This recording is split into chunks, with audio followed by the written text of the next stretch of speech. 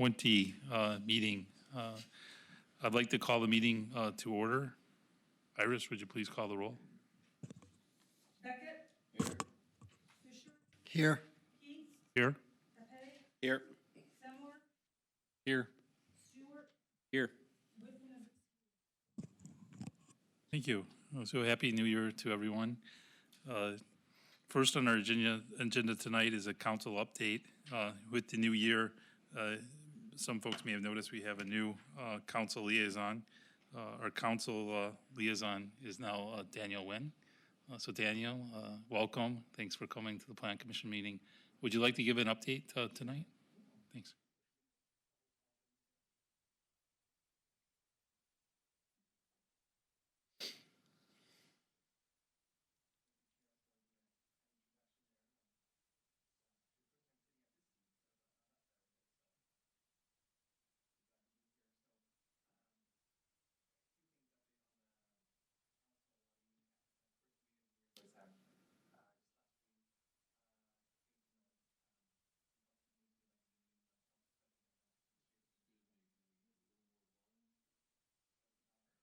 Oh, there it is.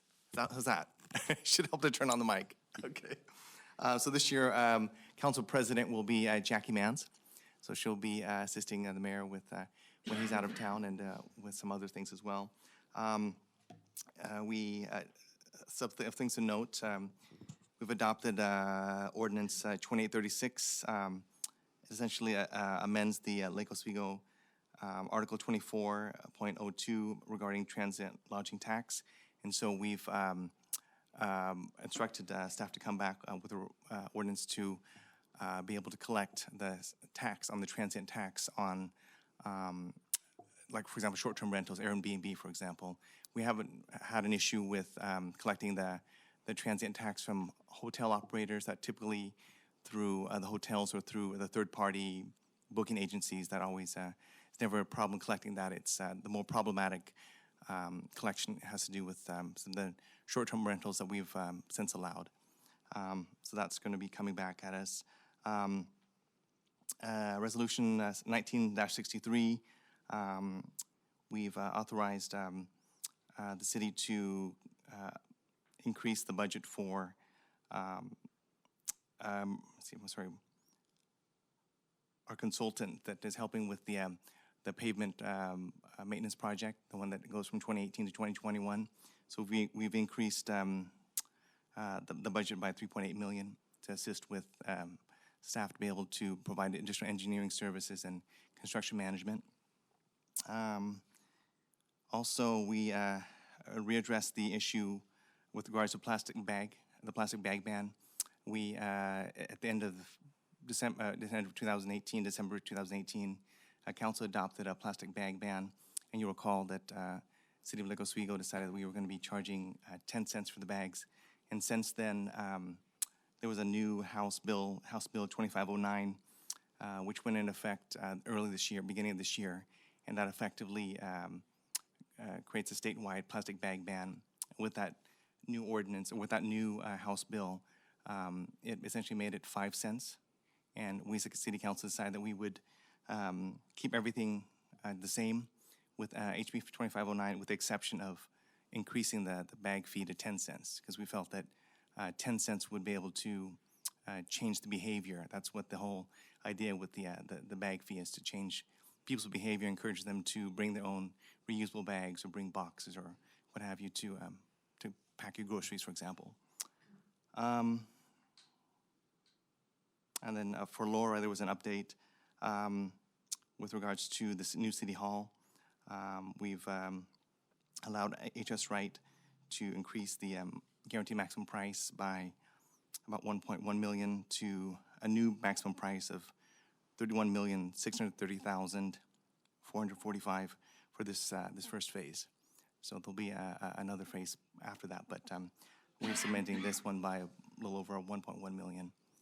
So with that, those are kind of some of the highlights.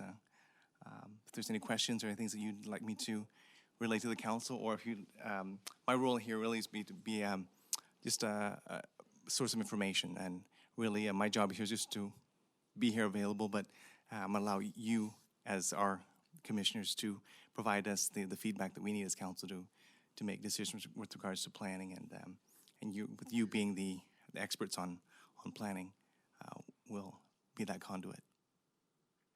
Sure, thank you, Councilor Owen. Commissioners, any questions for Councilor? Thank you for the update. It was excellent, and we look forward to working with you throughout the year. I do too. Thank you. Next on our agenda is citizen comment. This is regarding issues not on the agenda. This is an opportunity to raise issues regarding planning. A time limit of 3 minutes per individual applies. I didn't have any blue slips from anyone who wanted to make a citizen comment. So we'll move on. Next are the minutes for November 25th, 2019, and the minutes for December 9th, 2019. Commissioners, any comments for the minutes on November 25th, 2019?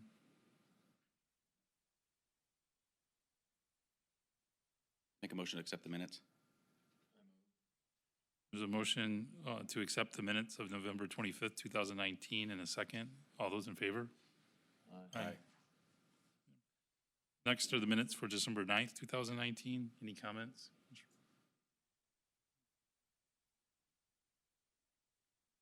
Motion to approve? Second. There's a motion to approve the December 9th, 2019 meeting minutes in a second. All those in favor? Aye. Minutes are approved. Next on our agenda is the Commission for Citizen Involvement, general updates. I don't think tonight we have any reports that we'd like to give. I can make one comment, is that the Sustainability Network held their annual meeting last week. I attended that, and it was interesting to hear the updates. And again, I think there's lots of aspects that deals with sustainability that they're interested in from I think a commission perspective. The village, the city manager and the school board superintendent were both present and gave kind of keynote speeches. And so interesting enough, one of the things that he talked about was House Bill 2003, and they talked about the impacts of affordability relative to sustainability. So it seemed like there was a lot of interest in that. And it was a good kind of event. There's normal things, electric vehicle charging, those type of things were also discussed. But it was well attended, and I know a lot of the council, Councilor Nguyen was there, and a lot of the council was there. So that was kind of a good kind of event to get updates from sustainability on. So that's all I had for Commission for Citizen Involvement, general updates tonight. Next on our agenda is a work session. This is on the Citizen Involvement Guidelines, work session number 4, PP 19-0006. Public comments are accepted. 5 minutes per individual applies. The Commission will review draft updates to the Citizen Involvement Guidelines and provide direction on suggested revisions to the draft prior to the public hearing. The staff coordinator is Erik Olson, Senior Planner. Erik, would you like to lead us into the discussion tonight? Absolutely. Thank you, Chair Heap. So good evening, Commissioners. So this is our 4th work session on the updates to the Citizen Involvement Guidelines. This is actually a process that I became involved with just last year, but that's been going on since 2018. So I will be referring to a lot of things that we've discussed in previous work sessions tonight. So I do acknowledge that there are some new commissioners, and I'm happy to answer any questions as we go. So feel free to just interrupt if you feel that that's needed. So I was able to prepare a staff report for today's session that includes a first draft of the recommended updates to the guidelines. And so that's really going to be the focus of our discussion today. So first, I wanted to revisit the schedule just to sort of orient everybody to where we're at in the process currently. And you can see, currently we're in January, so we're at that 4th work session, the first in 2020 currently. At our last work session, the 3rd, back in October, we began to discuss the results of the focus groups that we held over the summer. And so that's the last time that we spoke. The last time we spoke.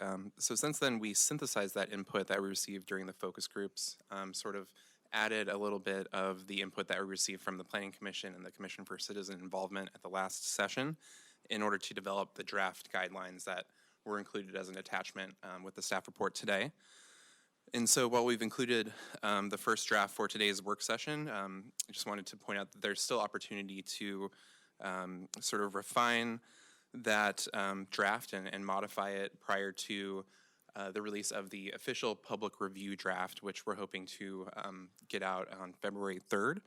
And so that will give us 35 days prior to when we're hoping to have the hearing, which would be on March 9th. So that's one update to the schedule, just kind of putting some dates out there for the hearing, and hoping to get this to council in April or May of this year to talk about this a little bit further and move on to hearings hopefully as well.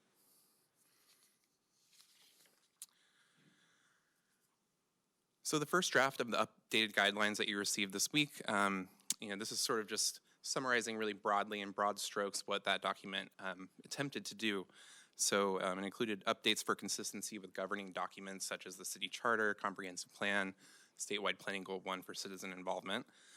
There were updates for consistency with city practices and procedures, just sort of bringing things in line with what the city currently does and the procedures and practices that we currently utilize.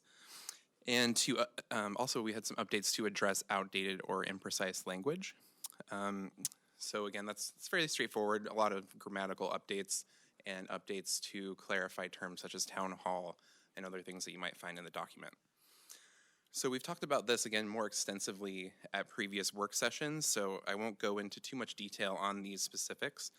A lot of this was discussed on August 12th of last year, so for new commissioners that might be a good place to sort of check out some of this more detailed discussion.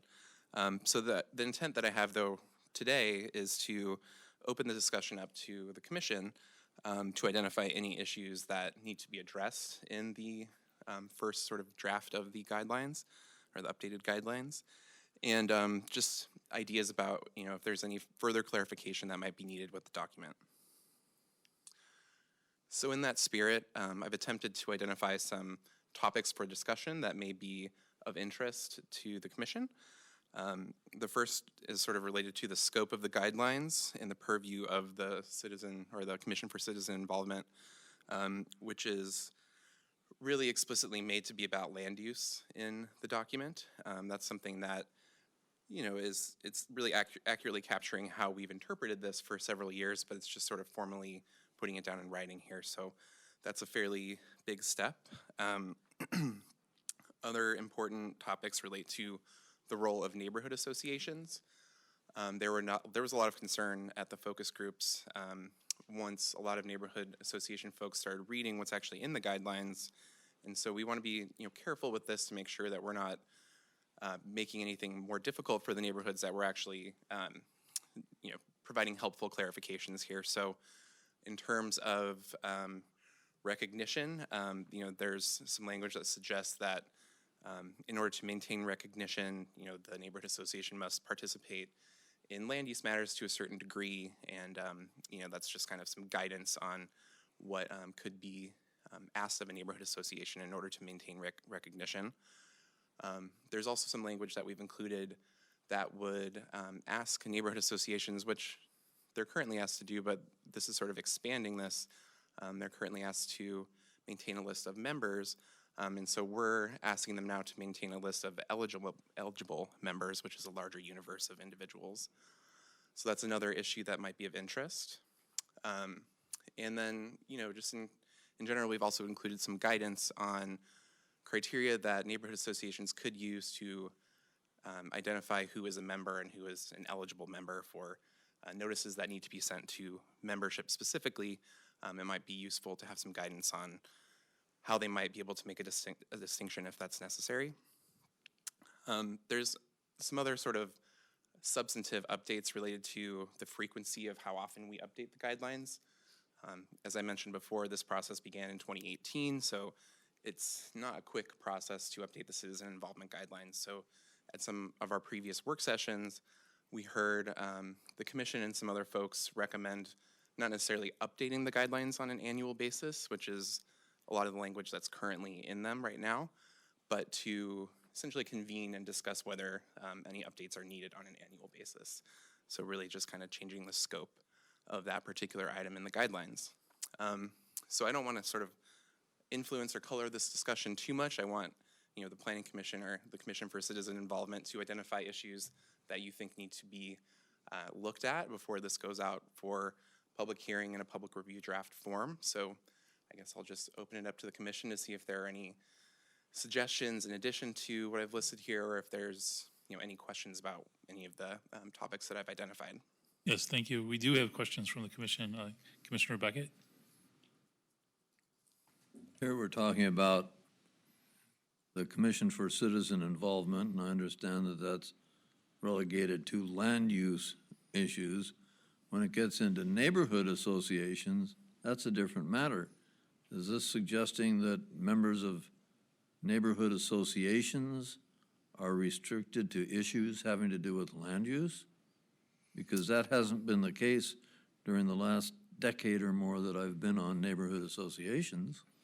Right, no, the guidelines are written specifically, so the clarifications that I've included at least are really meant to clarify that the guidelines are meant to implement statewide planning goal 1. So that's how we would like to relate it to land use, because we see that connection with the comprehensive plan and the statewide planning goal 1. So it's really a clarification about the guidelines themselves as well as the scope of this Commission for Citizen Involvement. I believe there are a few instances where we do clarify land use planning that do relate to neighborhood associations, but we're in no way saying that neighborhood associations are themselves limited to land use planning. Commissioner Stewart? I have just a question. Well, actually, I got a couple of questions. On this slide here where it's talking about reasonable to expect neighborhood associations to maintain list of eligible members, what would be a non-eligible member? I suppose somebody who lives outside of the neighborhood association boundaries would not be eligible to be a member. It's more about the clarification between quote-unquote members and those who are eligible to be members. And so in the past, neighborhood associations had maintained a list of members, which could just mean neighborhood associations are free to define membership for themselves. So you're saying, so you're suggesting maintaining like a list of addresses within the boundaries of the neighborhood association? So it's more than just the addresses. So when we talk about folks eligible to be members, it would be, the addresses could cover it, but we're also talking about property owners. So you can look at the title, or at the tax roll rather, from a title company that would have the information of how to contact the property owners, and this is really expanding it to include folks that might not be captured as property owners within a particular neighborhood association. That's something that's not done now? So Right. This is something new that's proposed. It seems like a large burden. It is difficult to maintain that list. We have some neighborhood associations that we spoke with during the focus group process that had been doing so, and we felt that they had the connection with their community to be able to do that, and the knowledge of their community really to know, oh, there's that complex over there, there's multiple tenants in that particular property. But yes, that's certainly something to consider here, is that this could be considered burdensome to a certain degree. However, we, in the course of our previous discussions, did feel that it was important to attempt to include that larger universe of folks in some way. And so at least attempting to have sort of a background roster or list of these folks at the neighborhood associations would be one first step in doing so. So you had the support of the neighborhood associations on that? Well, think? it was something that we had discussed at our focus groups. I'm not going to go so far as to say, yes, so I have the support of every single neighborhood association here. But it is something that, we did discuss at the focus groups, and, there was some back and forth on it for sure. So the document, Commissioner Stewart, also discusses the city's role and assistance in that area in terms of what, databases are available, and that the city does currently make the mailing lists available and actually does the mail merge for the annual mailings that the neighborhoods do, so that there isn't any handling of databases or property lists that's required to notify the property owners, but it's really kind of getting to the purpose and the requirements for neighborhood associations themselves, that members may include residents who are not property owners, business owners, representatives of nonprofit organizations who may have a presence in the neighborhood but would not be picked up in a tax assessor database. So in the document, Eric and the staff have tried to articulate how the city assists or may assist the neighborhood associations in maintaining that, but ultimately it is the neighborhood association's responsibility to mail out meeting invitations, for example, to all of those who may be eligible within the neighborhood once a year. And then according to the bylaws, who may be a member is a different question. So we're trying to find the right way to approach this so we can continue to partner with the neighborhood associations.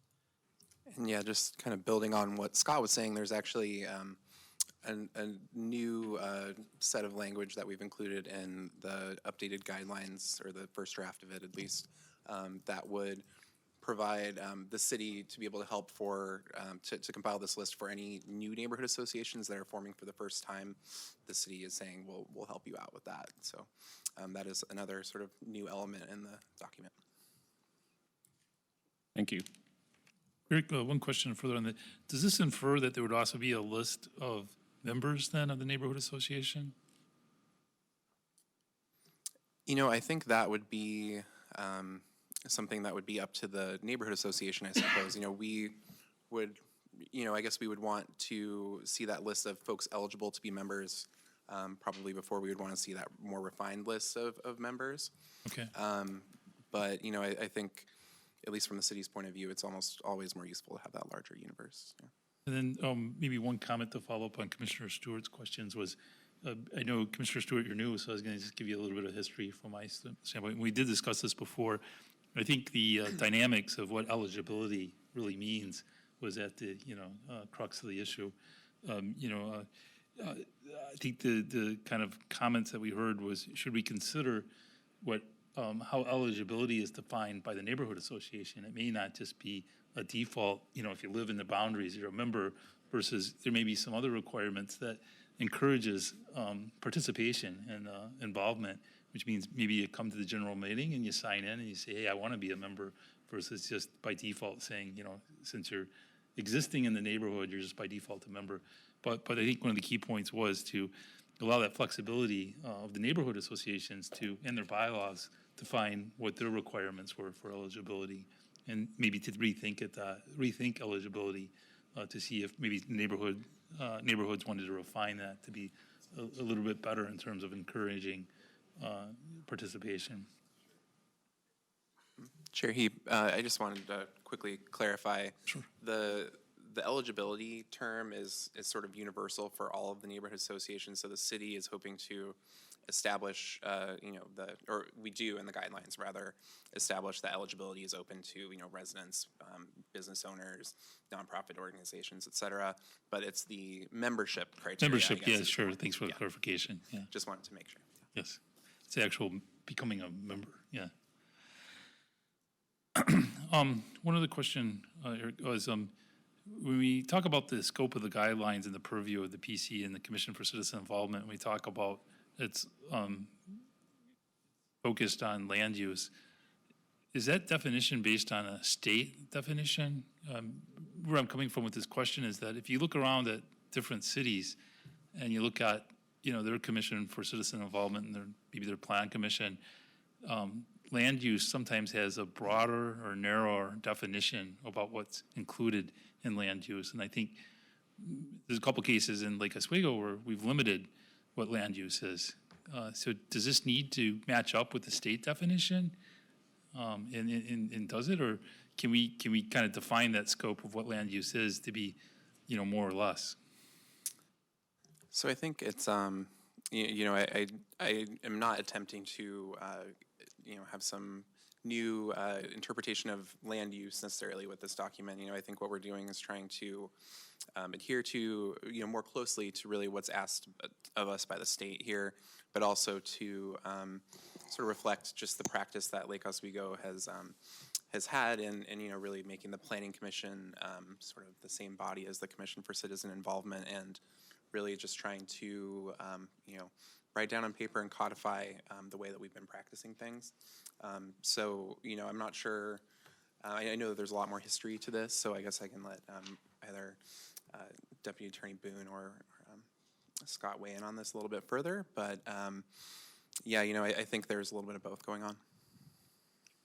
Well, I'll just start, and Evan can correct me, as he often does, and I appreciate that.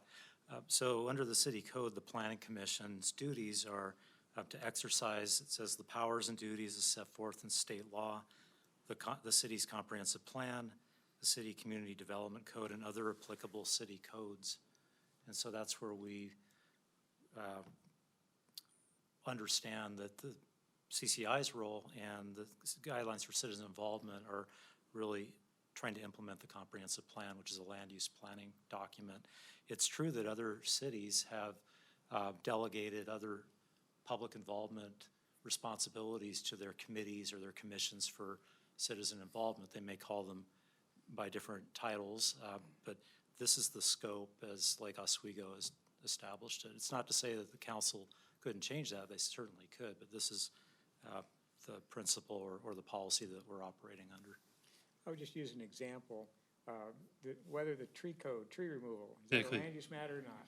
Yes. Well, currently, the city council, through our comprehensive plan, it does not define tree removal as a land use matter. It is not, we protect sensitive lands. We don't protect individual trees as a land use matter, okay? So could other jurisdictions, or could we change that? Yes, we could. We change our comprehensive plan. There's obviously a community discussion that would occur. But the CCI is to implement the comprehensive plan that we have. And so the Planning Commission, I suppose, could hold some discussion about whether it should change, but in its role of, in implementing what the land use requirements are, it is defined by the comprehensive plan. And I just maybe to add on to that, so now the relationship to the city and its relationship with the neighborhood associations and the guidelines, if the city had a more expansive expectation or delegation of citizen involvement to the CCI and neighborhood associations, it would be reflected here in the guidelines. We would say, to be recognized by the city as a citizen involvement body, neighborhood associations have land use planning responsibility and possibly other responsibilities that we're not asking for here. So it is a narrower scope than other cities might have, but it's also less burden or less fewer requirements that the city is asking neighborhood associations to follow in order to be recognized as a citizen involvement organization for planning, if that makes sense. Thank you, Dr. Siegel and Attorney Boone. I just want to clarify a little bit. I think that was great, the answer, but my question would be, what freedom does the city of Lake Oswego have to, set that scope, and how different can it be from any definition of land use that the state has? Meaning, is it possible to say that we could go so far to say, some zoning aspects are not going to be in the purview of the Plan Commission, and we could take that out too? Is there a definition that the state has of what land use is, and then, what type of freedom does Lake Oswego have to kind of refine that scope? Well, the statutes, ORS 197, I think is where you get definition of land use planning. 197 and the goals? And the goal, And so goal what- 2. Yeah, what tools does the city use to accomplish the comprehensive plan policies that it's adopted? A city may choose to use different tools.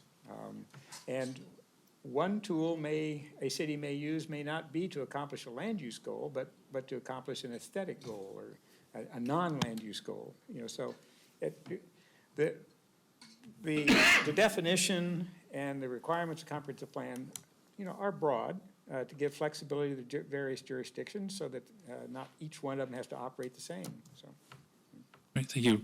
We do have other questions from commissioners, so I'd like to call them Commissioner Pape, or Vice Chair Pape, sorry. Eric, following on your most recent comment regarding membership versus eligibility, I just want to make sure in reading the definition versus BC, that the neighborhood associations are, for lack of a better word, judged based off of eligibility of those active within their neighborhood associations and not the member, the quote unquote, those who are available for membership throughout the neighborhood at large. Does that make sense? When you say judged, I guess that's As far as involvement within the neighborhood association and or providing their, what would be termed their neighborhood association information on what is happening within the city, they're providing their membership that information, those who are active and not, or excuse me, yeah, and not those who are eligible at large. Well, we do, again, the city doesn't define membership for the neighborhood association, so, you know, I think, you know, my understanding is that we, and I can, you know, look into this to clarify, but we would ask, you know, to the fullest degree possible for them to reach out to the larger universe of folks eligible to be neighbors, so that would include, you know, as many folks as they can get the addresses of, so the mailing list that we were referring to for the notices. It's, you know, we wouldn't expect a neighborhood association meeting to just be solicited to folks that are already in the neighborhood association. We would want it to get out to other folks that might want to attend the meeting that weren't involved already as well. And this happens through, well, the neighborhood chairs who are here can help illuminate on this too, but there, for neighborhood meetings, there's a poster that's posted in the community. So if you are not on a mailing list, you know, you may be new to the community or you may be renting, and that particular neighborhood association has not, you know, prepared an inventory of renters or business owners. At least, you know, there are these other means of notification that people can learn about the opportunity to participate. The city, through the CCI, you announce upcoming neighborhood meetings. Those meetings can be posted on the city calendar. So we're not relying entirely on these mailing lists. But I think your point is the city's objective is to make sure that the broader community is invited when neighborhood associations have their annual meeting, for example, and we assist in making sure that those mailings can happen, provide a financial subsidy for it. Beyond that, the membership and those who decide to show up and participate from meeting to meeting is not really within the city's span of control, and it's not a city interest in driving that. It's really up to the neighborhood to design and carry it out. Yeah, I think, you know, when it comes to the you know, neighborhood associations notifying, you know, that there are instances in the document where it does specify their membership. So, you know, I think for neighborhood associations, it's certainly useful to know who their members are and who they're not. But when it comes to the city, our interest would be to, when it comes to the specific neighborhood associations soliciting something like their neighborhood meeting or you know, their annual meeting, right. We would want that to go over to that larger landscape as a best practice. Yeah. Commissioner Fisher? Thank you. I think this is somewhat related. In the note that was given to us by Ms. Yoshida, she talks about adding neighborhood representatives to the CCI. Is that a legitimate topic for discussion? Because you're asking for suggestions? Or is that already decided? You know, anything's a legitimate topic for discussion at this point. You know, I think, you know, there's questions of what specifically we're referring to. So, you know, I don't know if she was, or I don't know if rather you are suggesting that there be, you know, neighborhood representatives actually on the Commission for Citizen Involvement, or if, you know, you're thinking that one of you could act as liaison to the neighborhood associations in that way, I'm certainly all ears when it comes to suggestions. I'm just asking, is that a legitimate topic for discussion, or is that closed at this point? Oh, it's certainly, not closed. Like I said, we're open to suggestions. I would say, one thing that one thing that may have prompted that comment is that, the city in recent years has moved away from having one individual be the quote-unquote neighborhood liaison, and instead has sort of had different staff members, depending on the project, act as the neighborhood liaison for that project because they would know more about the specifics and be able to answer more questions. So one of the changes that we made to the guidelines sort of documents that and takes out the language that refers specifically to the neighborhood liaison. So that was about staff and having a dedicated staff member to the neighborhoods. And so that's kind of more about resources and staffing concerns, I guess, to a degree as well. So I might not be super qualified to speak on that myself. Well, Commissioner Fisher, on the composition of the CCI, that is really the city council's purview. So when the city has vacancies on boards and commissions, the council has discretion, and or the mayor actually appointing with the council's approval, who sits on the boards and commissions. So, and certainly planning commissioners in the past and maybe presently have been neighborhood association leaders and board members. I know before I was appointed to the planning commission, I was a neighborhood chair. So I know that's a fairly common path that people take in getting leadership roles in the city. So I'm not sure, we probably want to follow up with Ms. Achita to find out more specifically what we can do to help promote the representation that she's looking for. But I think, the council can decide to appoint members with, who bring particular background or expertise to the commission. The other alternative would be to change the code to expand the membership and break out the planning commission from being also the CCI. So, Yeah, or the council could amend the code to specify that a certain number of CCI or planning commissioners have a particular experience or background, with serving on a neighborhood association board. I don't know, I'm just. Right. I think that's probably, that's a little bit beyond the scope of the guidelines, and so that'd be a separate conversation you'd have with the council. Thanks. Commissioner Stewart? Real quick, this might be beyond the scope as well, but are there any neighborhood associations that are currently inactive? There are neighborhoods that don't have an active or recognized neighborhood association within the city. Yeah. So, I'm not sure what the quickest one that would come to mind. Well, Village on the Lake, that's the one that I always remember. Yeah. They have an HOA, but they have no neighborhood association. Which one? Village on the Lake. HOA, but no neighborhood association. That's an HOA. I was asking about just specific neighborhood associations, because I know some are more active than others. In terms of neighborhood associations that have been recognized and then that, have become inactive since then, I'm not aware. I do know that Mountain Park recently reactivated. But other than that, I've only been here for a year, so I wouldn't have the history on that. My understanding is that it has not happened, at least recently. Commissioner Beckett? Because of what's happening now with HB 2001 and 2003, there's major changes that are going to be occurring and that we'll be working through in the next few months. Some of the rules that we've gone by have already changed.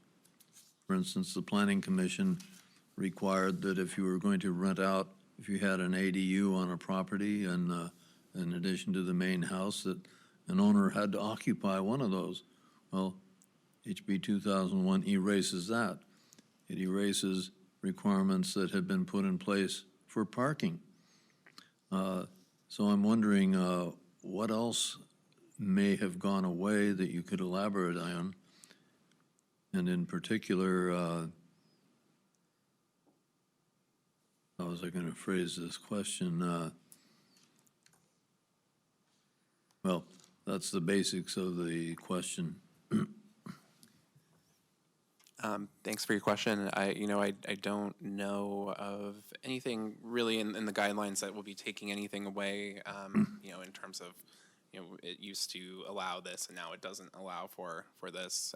So I can't speak to any potential changes that would come from the state level that might preclude something in the guidelines or related to the Commission for Citizen Involvement.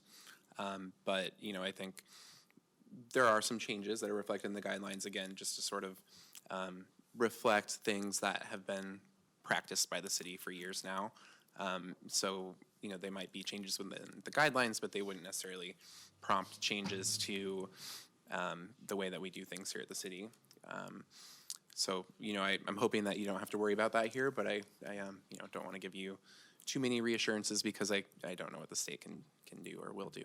So, but I wouldn't think that they would do anything to preempt anything here, and we're not doing anything to take away any powers that the Commission for Citizen Involvement currently has. Commissioner Simler? Are there neighborhoods who have competing associations right now? And kind of off of Commissioner Beckett's question about as density grows and there be majority members and minority members, could there be the possibility of competing associations? And would that be an issue within neighborhoods? I am not aware of, that particular issue. Obviously there's other organizations that have been formed outside of the neighborhood association framework to discuss land use matters, outside of, again, that framework. But, that's not something I've seen. I think your point about maybe stressing some of this majority versus minority perspective language, I guess there could be a concern that could exacerbate some type of divide. So that's, I guess we hadn't thought of it that way, so I appreciate that context. But, I think we really, our intent here was to really work from existing language that asks for those minority and majority perspectives and, try to incorporate them to a reasonable degree in a way that would remind neighborhood associations that they do have the responsibility to represent minority perspectives.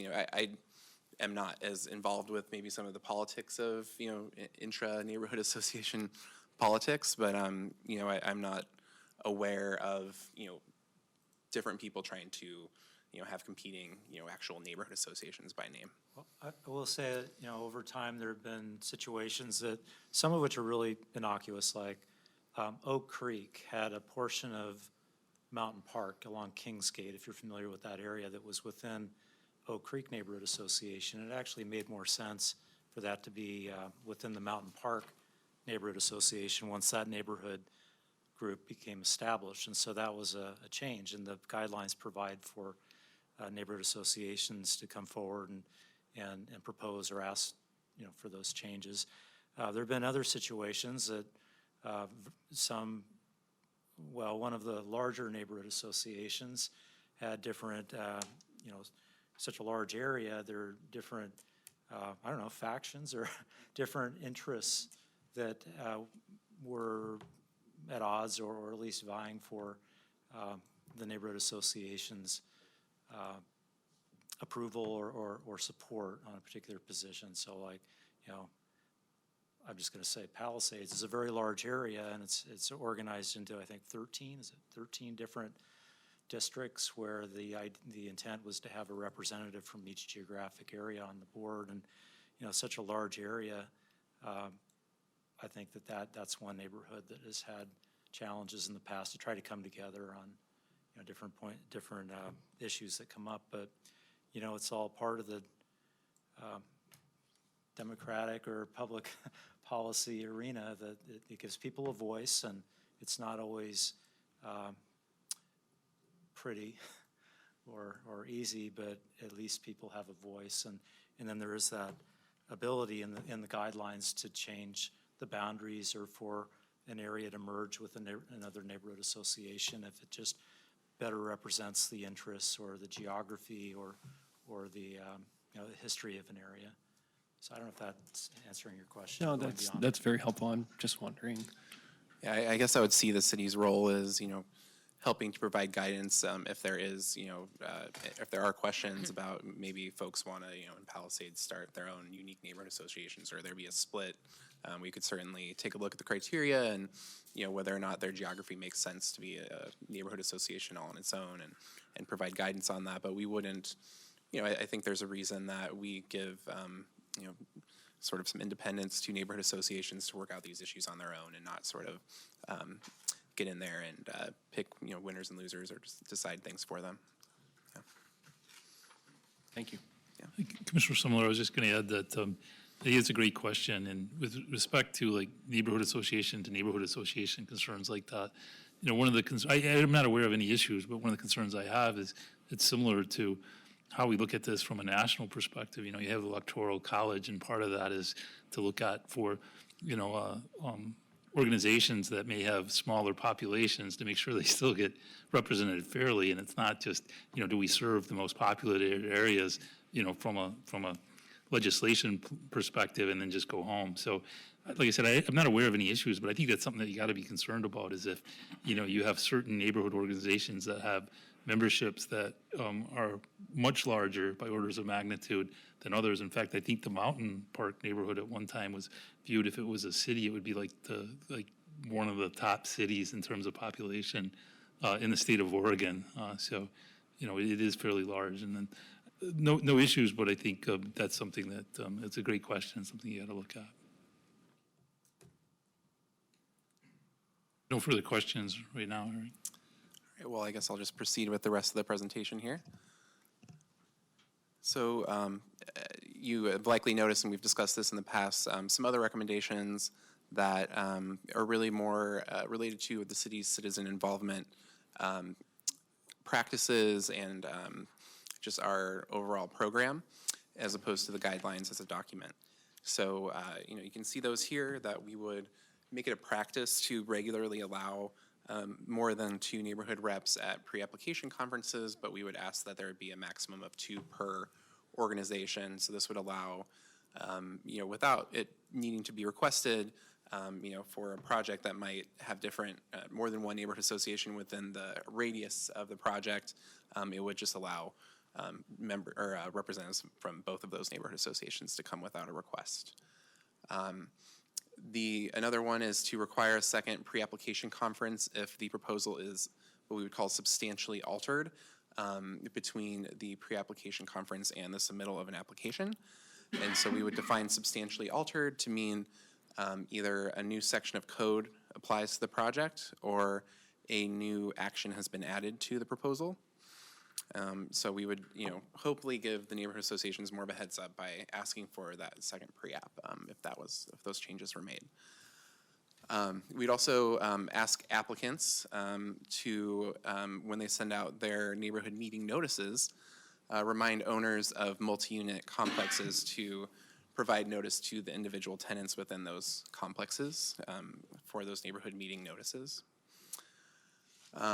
We would also sort of make it a policy to have applicants write down any questions that resulted from the neighborhood meeting, and to bring those to staff after the meeting. There was some, the folks were having some issues with some unanswered questions at those meetings, but through our discussions, we decided that it would be best to just have the applicant jot those down and then follow up with staff after. And we would also, in terms of a policy, allow, just in terms of a time slot for a public hearing, a certain amount of time for both majority and minority testimony from neighborhood associations at a hearing.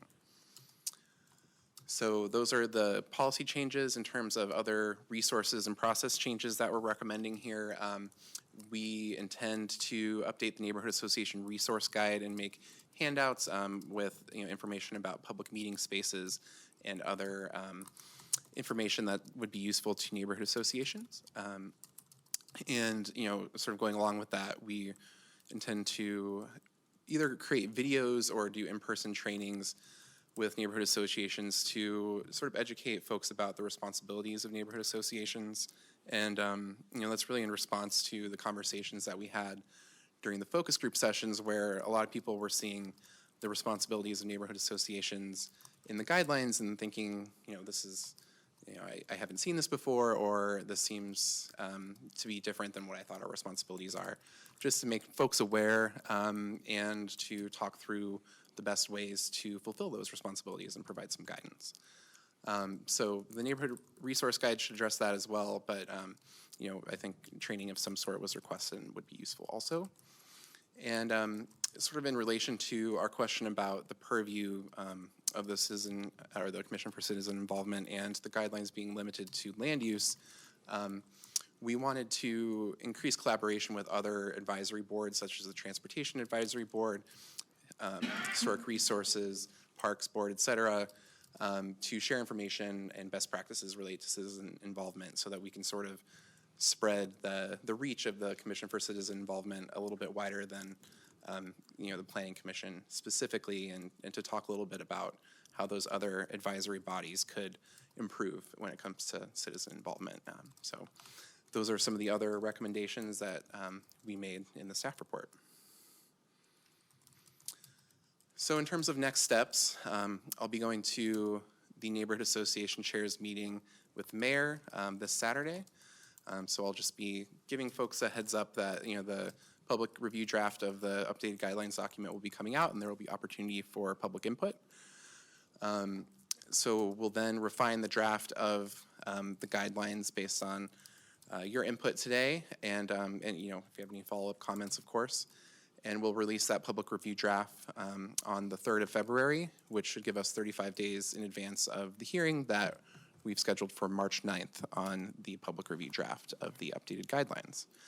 And then it will go to City Council, and we'll have to schedule some work sessions with them at that time. So that's about it. Yeah, question, Commissioner Fisher. Can we go back one slide? Just grammatically, on the first one, allow more than 2 neighborhood reps at pre-application, then it says a maximum of 2 per organization. Do you mean allow more than 2 neighborhood organizations at pre-application conferences?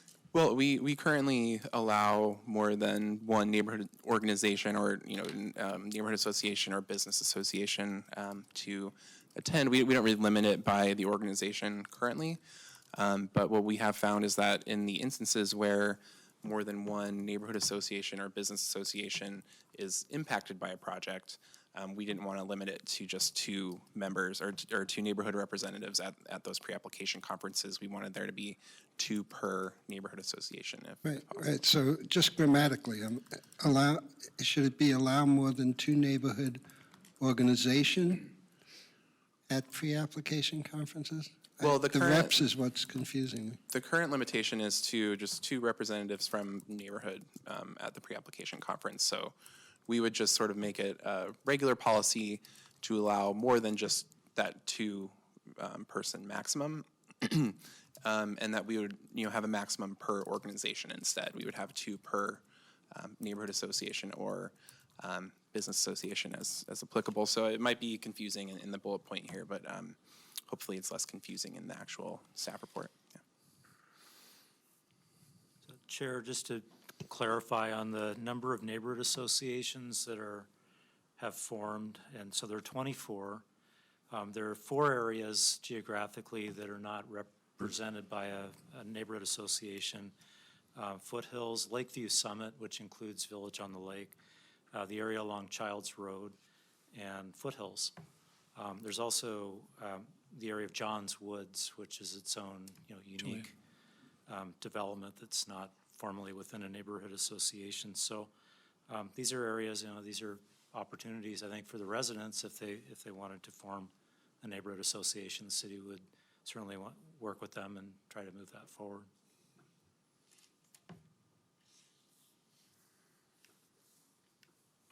Erik, one last question on the last slide there. Sure. Is the plan then that the update to the neighborhood association chairs will be at the next mayor's meeting, and that'll just be more on the process of what the work is that we're doing, but the draft will actually be made available February 3rd, or are they going to have some materials before then, like the working version that we have now? Well, yeah, the staff report and the working version have been distributed to the Okay. neighborhood associations already. Can certainly bring that there to just sort of show them the previous draft, but I will just be notifying them that we'll have that public review draft, which will likely include a few changes by February 3rd. Okay, thanks. No further questions, so I'd like to open it up for a public comment at this time. So I do have two blue slips, one from Carol Okert. So if you'd like to come up, give your name and address for the record. And my understanding is you'd also like to include time from Ginger McDowell? That's fine. Mr. Chairman, at the work session, this is not a public hearing, so the 5-10 seated doesn't really apply. I just do a 5-minute. If you want to expand the time, it's up to you. Okay. So is the idea, Ms. Okert, that you'd like to have 10 minutes rather than 5? That actually would be very helpful. Okay, sure, I have a 5-minute piece, but I'd like to be able to just talk a little bit. sure. Without some notes. I think that's okay. My name is Carol Okert. My address is 910 Cumberland Road. And just as a brief identifier, I was the most recent chair of the Fan Forest Hills Neighborhood Association for the past 8 years, and on the board a number of years before that. And I'm currently their land use liaison person. Okay, so there are some of you tonight who are stepping into an already flowing stream of projects and are newly experiencing your role as planning commissioners. And I'm guessing you can relate to a steep learning curve.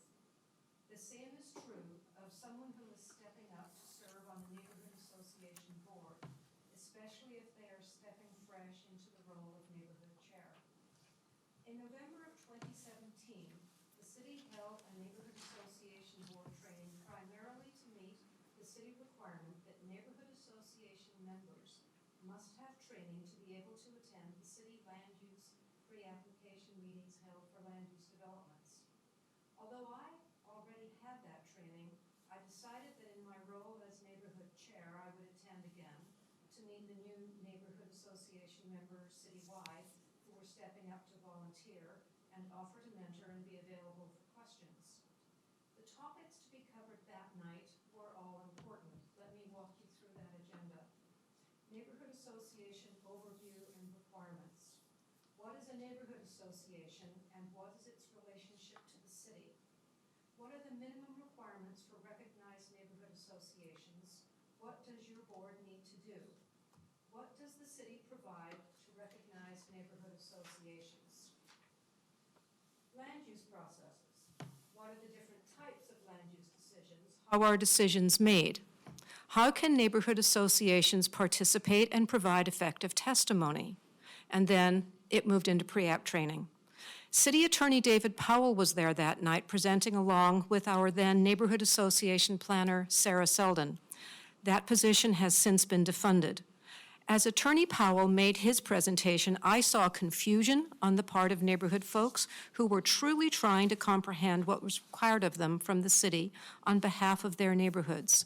Attorney Powell had passed out a copy of the 2009 CCI guidelines that we're working from tonight. As I reviewed the guidelines, I could see how out of date they were and how unworkable they were for even an experienced neighborhood chair, and how unapproachable they were to someone new just walking in. So several weeks later, I met with David Powell and asked if it would be plausible to update those CCI guidelines to bring them current with today's needs and online options. Simply put, to make them useful, accessible, and practical, and meet the real needs of neighborhood associations and neighborhood chairs. He thought that it would be fine if I took on that project, so I brought it to the citywide neighborhood chairs meeting and got their support to form a subcommittee and work on the project. I also informed Planning Director Siegel of the project. As a group of interested neighborhood chairs started to work on this project in 2018, Planning Director Siegel brought the project to the Planning Commission, and staff took over the role of moving this project through the city process. Somewhere along the way, the original focus to create CCI guidelines that are resonant with the realities of neighborhood associations got lost. I understand that there must be legal baselines met, but the content needs to be tailored to what is practical, to what is doable by an organization that is not funded by steady Jews and has no paid staff. We want people to volunteer. We want to be encouraging. Surely, the very document we refer new neighborhood chairs to must be helpful, not intimidating. Unfortunately, the draft document that has been produced is not getting us to better. I suggest that there needs to be a reboot of this project with staff assisting, not leading. It needs to be a neighborhood association-led group that is working on the rewrite of these guidelines as they relate to neighborhood association participation in civic process. Then, with staff assistance and collaboration, we can bring a draft to you that fits the holistic need. This project is well worth getting right. Please help strengthen neighborhood associations with the creation of sensible, practical, doable guidelines. That was why this project was brought forward. Let's not have council end up sending this back to Planning Commission because of significant resistance from the neighborhood associations. Let's go back now and get it on track. So I have some examples of that, and I'd like to walk you through just a few simple excerpts using what you have before you. And I'll go through it, and these are pretty basic. They're not real detailed. But let me start on page 1. And I'm going to quote from the document itself. And so you can listen or you can follow along and read, but you can rely that my quotes are lifted completely from the document. So on page 1, it says, "The major objective of the citizen involvement guidelines is to establish an effective and responsible program for citizen involvement in Lake Oswego's planning process. This includes, but is not limited to, item 1, participation in land use planning decisions." Not limited to. So we go on, and the document makes the following change. Originally, in page 2, item number 6, it says, and I'll read what was in the original document, "To encourage residents to take part in decisions which affect their community and their personal lives." Now that's been updated to potentially read, item 6, "Encourage residents to take part in land use decisions that affect their community and their personal lives." So we've shrunk the vision in that insert. So that's indicative of the emphasized change embedded into this draft rewrite as you go through it. So we're going to look now as going from in page 3, item 9. It says, "Recognize neighborhood associations as they form." And that's suggested to change to item 9. "Recognize neighborhood associations upon demonstration of compliance with the CIG requirements applicable to neighborhood associations and acknowledge when they no longer meet the criteria for city recognition." So I'd suggest that you've gone from something that's basically encouraging and supportive to something that sets you up for punitive action. It's really not the intent that I brought this forward to be reconsidered for. It's an example of a tone that's carried throughout the rest of this document, unfortunately. Moving along. So, as to the value of a neighborhood association testifying to the Planning Commission, we've gone from what's noted originally on page 4, item 5, and it says in the original document, "Analyze citizen neighborhood associations and staff input from a citywide point of view and recommend appropriate measures to the council." That's great. We've got citizen input, neighborhood association input, and staff input. But here's the proposed change. receive and analyze citizen input, and recommend appropriate measures to the City Council based on citywide point of view. Note that the even mention of a neighborhood association as a separate category for Planning Commission's consideration has disappeared. Folks, we put in a huge amount of effort as a neighborhood association. We make an effort to represent, and we've just dropped down into citizen, which is very valuable, but if all you want is individual citizen testimony, if you do not value neighborhood association process where we amalgam, we discuss, we bring out issues, and we try to bring forward to you a more considered scope, if that just disappears, that's problematic. Under CCI guidelines, again, on page 6, they went from item 15, provide the opportunity for neighborhood association members to receive existing city community mediation services. Well, I tried, folks. I tried to receive mediation services for a TSP project that's part of the comprehensive plan, and I could not get mediation through this city. It never happened. But now it says, encourage the use of existing city community mediation services for land use disputes when the parties are unable to resolve the issue on their own. So once again, we're limiting and reducing the scope of the services that the city provides to our citizens and neighborhood associations.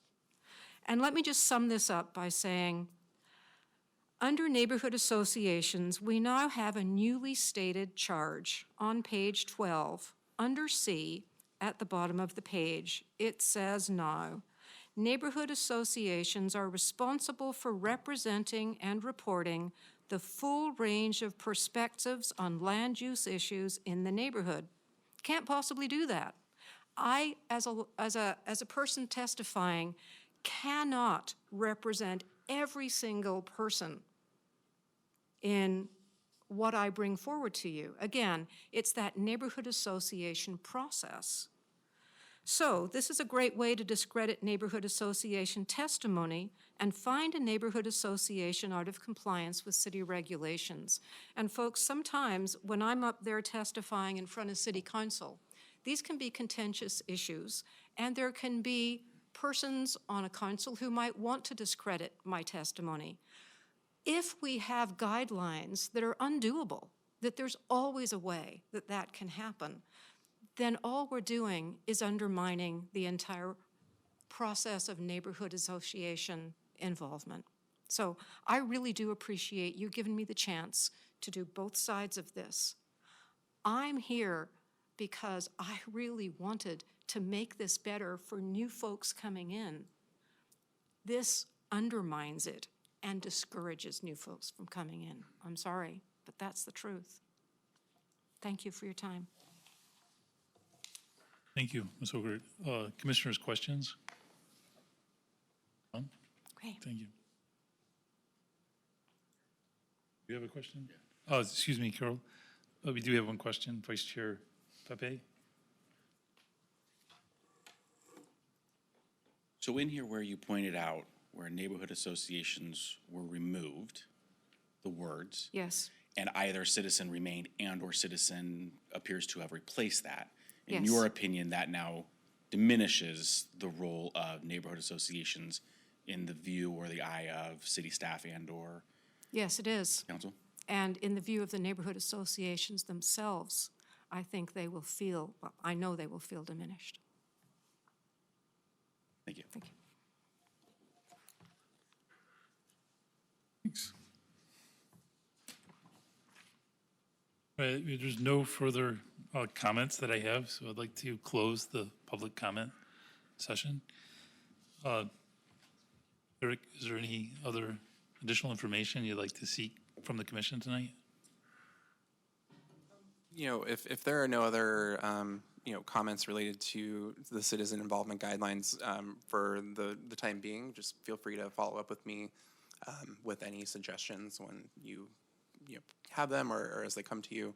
Again, we're hoping to get the public review draft out on the 3rd. Just in terms of some of Carol's comments, I think we had really been thinking of those trainings and the Neighborhood Association Resource Guide and the materials as ways that it would, sort of a more user-friendly version of the guidelines to a degree, making the information a little bit more palatable. So, I think a lot of that translation of the information into, again, more user-friendly version is something that, we've identified as the next step, again, to take a look at what's in that resource guide and to bring that up to speed in a way that makes sense to folks and, again, reflects current practices and all the other ways that we've changed what we're doing since that was created. And on the process, the review and update of the guidelines has been a planning commission goal for the past now 3 years. And the process that Erik and before Erik, myself, followed was consistent with the work plan that the Planning Commission or the CCI had reviewed and accepted for this project. Now, I think we would like to hear through the public review draft process what good ideas, what good suggestions were made that we've failed to capture. I think that would be very constructive. And as well, any changes that, and certainly not intentional, but any changes that have subverted the intent of citizen involvement like Oswego, which is not what we want to do. We want to maintain the strong ethos and practice of citizen involvement in land use planning. I will say on the terminology, land use planning, very intentional, following the update of the city's comprehensive plan, we really should have updated the citizen involvement guidelines when that plan was updated, because there was a charge at that point from the council to review our policies, to review the plan, and to ensure that it was aligned with land use planning. And so we did go through that process with the comp plan, but we did not go through it with the citizen involvement guidelines, which are an important component of that, implementing that part of our comp plan. So that's why you'll see the language there being very focused on land use planning. But again, as what was discussed earlier, the role of neighborhood associations is not limited to land use planning. I mean, there's a lot more work that neighborhoods do, and this is really for the purposes of land use planning. What should the guidelines say? What should the city expect? And how can we make it easy to follow? How can we remove obstacles to neighborhoods being active in the land use process? So that's the only other comments that I have on it. Yeah, I think when we outline, like we did back in, I guess it was August now, the broad stroke changes as opposed to clarify X and X and, simplify language, we certainly were not trying to in any way take, just, the words neighborhood association out of this document or in any way, sort of subvert or, remove attention from neighborhood associations or take any powers away from them. This is, again, the updates and clarifications are meant for clarity, and they're meant, for the reasons that we outlined in the staff report to, be reflective of what's in the comp plan, to reflect our current policies and practices, all of those things. So. Commissioner or Vice Chair Pepe?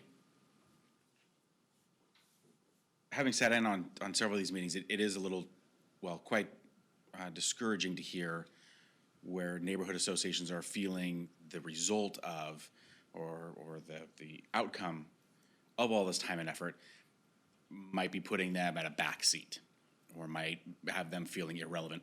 So I would like to see where it has been neighborhood associations, where it has been red line struck, can it remain as far as language? And if it can remain, or if there's any opposition in language there, that we figure out a way that they are not backseated. There's definitely been some of those meetings have, I think at the end, the result was very positive. There was definitely opposing views in those meetings. But at the end, I think everyone came to the table and understood this was going to be for the benefit of everybody. In addition to that, while we provide you all more constructive feedback on what we're reviewing here, is the focus of these guidelines specifically through the lens of land use? So while we're reviewing these in that, what is it, page 1, program and citizen involvement in the land use planning process. So this guideline is through the lens of and focused on land use planning purely? It is, absolutely. And it is because the planning, well, the guidelines are implementing the comprehensive plan policies for citizen involvement Right. and land use planning. And the Planning Commission, or the Commission for Citizen Involvement, scope is to advise the council on those policies and practices. So if, as citizens, you neighborhood associations are urging the city to do more through, this process and what the comp plan envisions for citizen involvement, then that's an ask that one would make to the city council to say, we know that there's a lot of responsibility, there's a lot of benefit in having vital neighborhood associations for land use planning, but there are other public involvement functions that we fill. Right. And we would like to have a voice in that area too. And, notwithstanding the requirements or the guidelines for being city recognized, we have these other roles, and we would like the city council to acknowledge that. I think that's fine. We just have we have a job to do here. We need to update the guidelines. As the city attorney, I think was mentioned, said that would be a worthwhile endeavor, and we are responsible for making sure that our land use planning program is current, up to date, and consistent with the comp plan. So I just appreciate that. We're not wanting to put anyone in a backseat. We're wanting to move forward with our citizen involvement program, which I think is as strong, if not stronger, than any other city that I've been involved with, and I've worked with quite a few over the past 30 years. Thank you. Eric, maybe a couple thoughts I had on this is, one, as you mentioned, in our public process that we're following here, one of the next steps is that there'll be an update given at the neighborhood association mayors and chairs meeting. So it's probably worth maybe noting that, the commission would like to hear from the neighborhood associations, and it's not too late, right? So we have the public hearing. This is our 4th work session where we invited public comment, and we love to hear from the neighborhood associations in ways that we can improve what we're working on. So I would say, maybe make a note to the neighborhood association chairs that, we're really looking for this feedback. And there's no way we're discouraging their feedback. So, one of the ideas I would maybe suggest is, if there's subcommittees working on the documents, to go ahead and provide details, just like what we heard tonight. Here's the specific concerns on these pages and sections. There's concerns and maybe suggestions for, changes that the neighborhood associations would like to see. And so I think getting that type of detailed feedback is fantastic. And I don't think there's anything preventing neighborhood associations from doing that. So hopefully maybe we can see more of that input as we work further ahead and we go to the public hearing process. Definitely, yeah, and I just wanted to point out that, we did attempt to discuss some of those issues in terms of the range of the neighborhood association responsibilities as outlined in this document, and we did open that up for the focus groups, and I think it's maybe just such a large topic that we didn't get very many specific suggestions when it comes to that, but I think there's this general concern that there might be some type of use of this document to be punitive against neighborhood associations, or that it could limit the scope in any way. So we want to make sure that some of these changes that were intended for very different reasons, to clarify or make other changes, aren't giving people the feeling that we're trying to limit the scope in any way of the neighborhood association. So I think just the sort of tone and feel of the document is important here too. And then I guess with respect to the punitive tone, I mean, my take on it was that the tone was really written in a way where we were trying to encourage that there would be opportunity to hear from everybody in the community, that there'd be voices. Certainly, we were not trying to give a back seat to the neighborhood association, but really be clear in that there's a mechanism and a process where all voices can be heard, majority, minority, whoever it is, and encourage that type of very diverse input to be within our community. So maybe it came off punitive in nature, but that's unfortunate. I think the message that I was taking away from the tone was, it was trying to make sure that we're calling out that we're going to, support the voices to be heard from the entire community on any side, both the minority and majority. And I think the council, has prioritized diversity, equity, and inclusion. So when this comes up to the council, although the scope is really, for our purposes, is land use planning, there's no they're going to be looking at it through that lens as well. So that's why I think there's been so much focus on, how is the city assisting the neighborhood associations and getting the word out on the annual meetings, or when there's a land use proposal in the neighborhood? How is it getting beyond, the 4 or 6 or 20 individuals who do put their lives into this, and how can we leverage their experience and volunteer time to reach the broader neighborhood? So, we can always work on the tone, but I think the intent is pure. It's really we have our heart in the right place. We're trying to do the right thing. Thank you. No further comments from the commissioners. Any last comments, Eric, or shall we conclude? No, that's the end of my presentation, at least. Thank you very much. Excellent presentation. Thank you. Next on our agenda is other business. Tonight, we have a monthly update on the state rulemaking process for House Bill 2001. This is PP 19-008. The staff coordinator is Erik Olson, Senior Planning. Eric, would you like to give us an update on the state rulemaking process? Absolutely.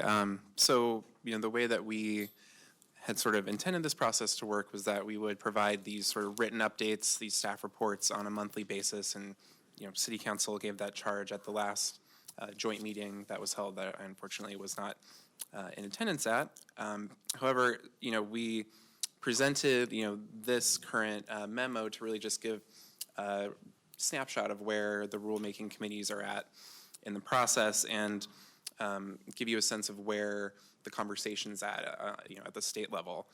In terms of the Rulemaking Advisory Committee, so you have multiple committees here. The Rulemaking Advisory Committee is advisory to DLCD. So DLCD is the State Department of Land Conservation and Development. They're the state agency that's really working to implement HB 2001 and make the rules. The Rulemaking Advisory Committee has sort of an advisory role to them, and then underneath the Rulemaking Advisory Committee, there's separate technical advisory committees. So there's different meetings going on. They sort of run on a parallel track. The technical advisory committees give input to that Rulemaking Advisory Committee, and the technical committees create reports and recommendations, and they're discussed at that larger meeting. So anyway, at the time that this was created, there had been 2 meetings of that larger body, the Rulemaking Advisory Committee. The last meeting was in December, so they met in both November and December, and they'll be meeting again on the 22nd of January. They're, again, sort of trying to sort of give the advisory committees, the technical advisory committees, the scope of what they'll be working on throughout this process of the year. They're sort of really just working to define the scope of the question, and there's a lot of just questions that have emerged from this sort of early part of the rulemaking process. So those questions relate to the structure of the model code, how should it be organized, how can it be made understandable for folks. I think definitions are another really important component of this work. So in particular, there has been a lot of questions about the definition of duplex versus ADU. And so, what would be considered an accessory dwelling unit versus a duplex? Where is that line? So I think there's going to be a lot of discussion about that. That's another question that has been identified by the Rulemaking Advisory Committee. And, just really working to define a lot of the terms that you've seen thrown around in relation to 2001, including this unreasonable cost or delay language, and the reasonable siting and design concerns or regulations that cities are allowed to implement. How far does that go? What is specifically meant by that particular language? Those are, again, questions that have been posed to this group. So I think, the issues that we've really, gleaned from that first meeting is that we might want to, maybe just pay attention a little bit more to the conversation about sideboards, as they're referred to, or the minimum requirements that the rulemaking committee is having. So they're developing both a model code, which is almost a best practice version of middle housing code, and then they're also developing these minimum requirements that acknowledge that maybe every city isn't going to take on that full model code, but will still give some guidance as to what would and would not comply with the law. So I think, while they will obviously be working on some of those best practices for the model code, that's just one thing that we might want to, really keep an eye on, is what those sideboards or minimum requirements are determined to be. So anyway, we'll know more about that after the 22nd, when the Rulemaking Advisory Committee meets next. They're also looking, so there's some other issues that they're defining at the Rulemaking Committee at their last meeting. But I guess the other thing that I want to mention is that there is another sort of technical advisory committee that's dedicated to the model code. And I think that's, again, the technical advisory committee that we'd probably want to keep track of the most, because they'll have the most sort of substantive sort of meat when it comes to the code definitions and the interpretations from the state. So they met actually after I distributed this document on the 9th. Audio hasn't been made available from that meeting yet, but I'll do my best to grab that once it's posted on the website and listen through. And we looked at the agenda beforehand and decided that it wouldn't be worthwhile to send someone to Salem for that first meeting of the TAC. Otherwise, we may have been there. Yeah, and I think just, I meant to preface my just update here with this, but I think there's two main questions that we really want to use these updates to consider. And the first one is, which topics or issues do you as the Planning Commission really want us to monitor and track? And we're sort of tracking everything right now. But in terms of our discussion and what we could be talking about, it would be good to identify topics or issues that you're interested in hearing more about. And two, I think really identifying when in the process we could participate and what would be most helpful, considering that this is something that's being taken on by the state. There are a number of, different processes that they have set up, and, the rulemaking committee will be making recommendations, but they're really in an advisory role, and, really the Land Conservation and Development Commission will be adopting the results or recommendations from these committees. So there are a number of different points at which we'll see draft documents come out, more final versions of those documents, the adopted version of those documents. So I think we should consider, not only with which issues to engage, but also when in the process to engage and how to participate or really be involved with the process. I guess just on that note, the next Model Code Technical Advisory Committee meeting is going to take place on February 4th. And then there will be the next Rulemaking Advisory Committee meeting will be, again, in February. So there's one in January that hasn't taken place yet, and then there will be another one in February. So I think at this point, certainly we'd like to know, if there is something that's going to be discussed at those future meetings, if you'd like us to attend and report back, or if you'd like us to, do as we're doing currently and sort of monitor the agendas, listen to the audio from those meetings and report back. There's different ways that we could engage with this. We want to give you as much information as we can, but there are a lot of elements in play here, and we have a full year before we can expect recommendations to come, or a little bit less than a year, I guess, but we're supposed to hear back from the state by December of this year in terms of the recommended model code and sideboards. To clarify, the state's deadline is to adopt rules by the end of the year. So, right, yeah. So if we back up from there, we can expect to begin to see some draft code language, model code, and sideboards this spring, I would think.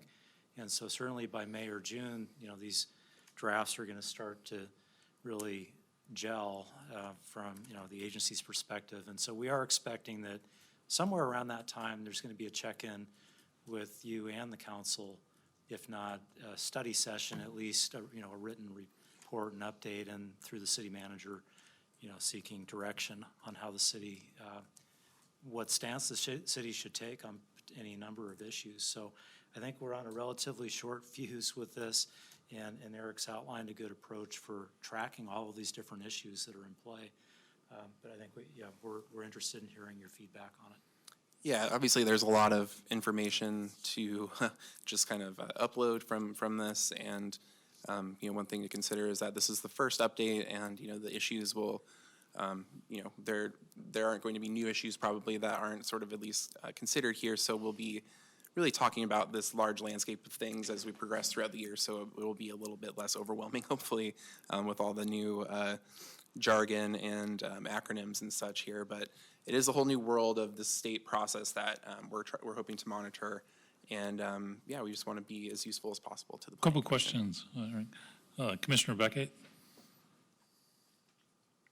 I think I, among others on the commission, need education. Reading through the documents we got this week, a lot of it is Greek to me. You've used the term sideboard in the last 20 minutes at least half a dozen times, and I do not understand what that means.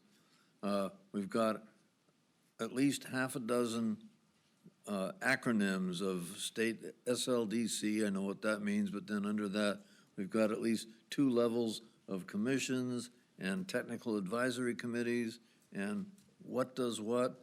Please come back to us in another meeting with a graph, a diagram of what these different organizations are, what they're considering, when we should be present, for instance, at a technical advisory committee meeting, or whether it's just staff that should be there. How do we get educated on it's very complex. There's a lot of great questions that were in the documents you gave us. How do we keep track of all that? How can we get updates as to what's being said? When should we be there in person to get better educated?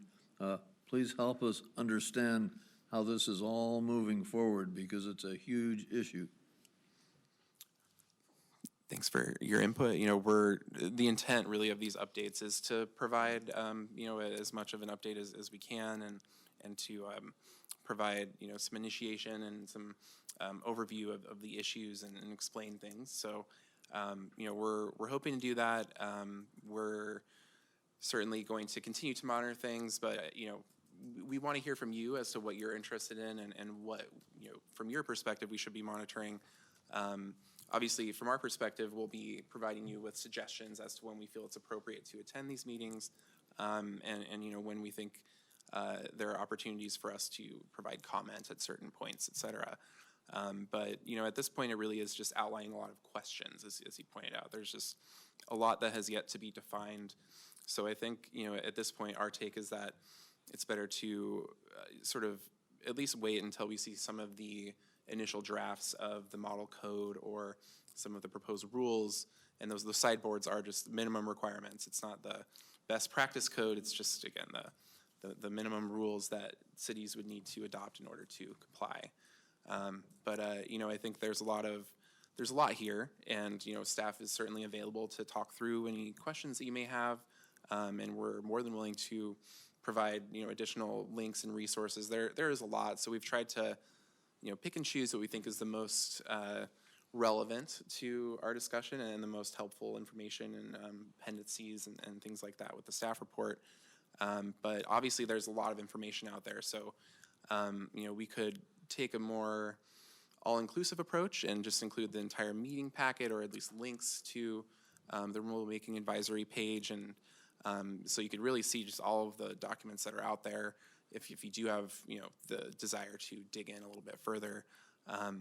But in terms of the updates, though, that is what we're intending to do hopefully today, is to help answer those questions and give you that sense of where things are at and where we should engage.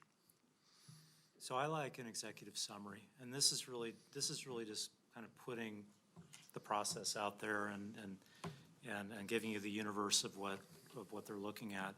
I see in the coming months probably a report that's tracking all of this work, but is giving you here are the high points. Here's where they're going with duplexes, or they're struggling with design standards. Do you have any thoughts around, building design standards for middle housing? Infrastructure is something else, that we have this off-ramp, or it might be considered an on-ramp at some point by, was it June 2021, if the city, through our assessment of infrastructure, we find that there's a real fatal flaw and we don't have capacity to meet the requirements of middle housing, then we apply for an extension. So, that's kind of what we're interested in hearing. Like, what are the issues? What concerns you with House Bill 2001, or what would you hope the city to accomplish, or what outcomes would you want to see as a result of this bill, so that we can focus our work in this regard, so that we're addressing the questions that are important to you. We're also doing this for the city council. I mean, the council specifically asks that we track it and report monthly. So when we get to the point that there's a key policy issue, and there are going to be a lot of key policy issues, that then through the city manager, they can decide we need to have a check-in with the planning commission and discuss this. So I do see an executive summary, or, the 4 or 5 top bullets right up front in the coming months that will be highlighting those kind of those issues. Thank you, Director Siegel. We do have a number of questions. So, Okay. Commissioner Stewart? So for me, I think there's 3 things that I'd like us to monitor. One is the ability of our current infrastructure to support this increased potential densities, and specifically our stormwater capabilities in some areas is lacking, to say the least, and what's the timing of the ability to improve that relative to what's going to be required of us to, and where we may have to, or we may be led down a path where development will occur in these, additional development will occur in these areas where we may not have the infrastructure to handle it. So that's one. The second thing is the model code. I guess depending upon how it's written and what's in it, is it the intention of the city to verbatim adopt the model code, or do we use it as a tool to develop our own code, and what does the state allow us to do in that regard? Then the third one is, and this topic was brought up at the work session last month, is this idea of areas. And, we seem to be on a clear and objective path of what the requirements or where duplexes will be allowed in the city, but there's this gray area about the rest of the housing types, and they call it will be encouraged to be developed in areas. What does that mean for us? So those are, to me, those are and those are broad topics right now, and I'm sure it'll get it kind of sliced up and developed, over the next few weeks, but that's what jumped out to me. Thank you. Commissioner Simler? Just to kind of piggyback off of Commissioner Stewart's comment about the infrastructure, I think what I'm interested in either following and in understanding better from a city standpoint is, what's the potential tax income based on an increase of density versus the infrastructure expenditure required to, make improvements to add density to the city. If it's a wash, that's one thing. But if we find out that there are areas within the city that we can develop and increase density, but at the cost of infrastructure improvement that is just going to bankrupt the city, like how can we as a community justify that, and what's the response that the state have? Are they going to kick funds in, or what leniency are they going to have on the cities to make infrastructure changes to increase density? I think that's something that I don't understand a a lot about right now, and maybe they have answers. And then secondly, I haven't done much research on it on my own, but are there other states that have implemented similar, density increasing tactics, and what are their, lessons learned? I'm not sure, are there precedents out there?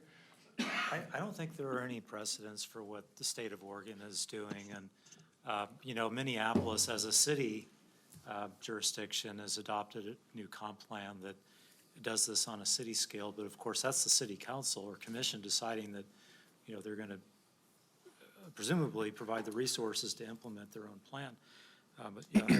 So fiscal impact is something that you're interested in. What is the infrastructure improvement cost relative to developments, the ability of new development to pay for itself, either through property taxes or system development charges, or some combination of that? Is that? Yes, yeah. absolutely.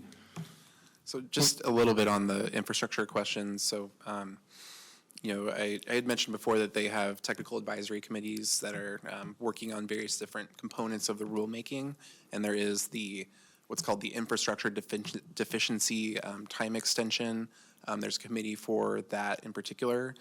I will say, though, that the way that the state is looking at this, they are not requiring or asking, necessarily explicitly, they're not really speaking much about requiring cities to, make infrastructure improvements to accommodate the density.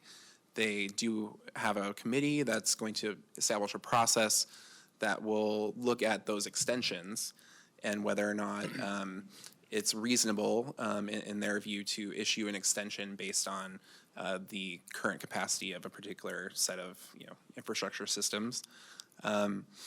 But it doesn't look as though there will be any real requirement on the city to provide that infrastructure from the state, at least. So one thing that I could do, we might not be able to influence the discussion in the way that would get the answers that you're looking for quite, but we can at least try to monitor that particular technical advisory committee and see beyond just the question of the extension process and what could be coming out of that technical advisory committee, what else they're talking about with infrastructure and where that conversation's going, because I know that there have been a lot of vocal folks at a lot of the meetings so far talking about this issue, and it's certainly something that the state is aware of. So Yeah, if the state moves in that direction, they're going to be probably hearing from our city council.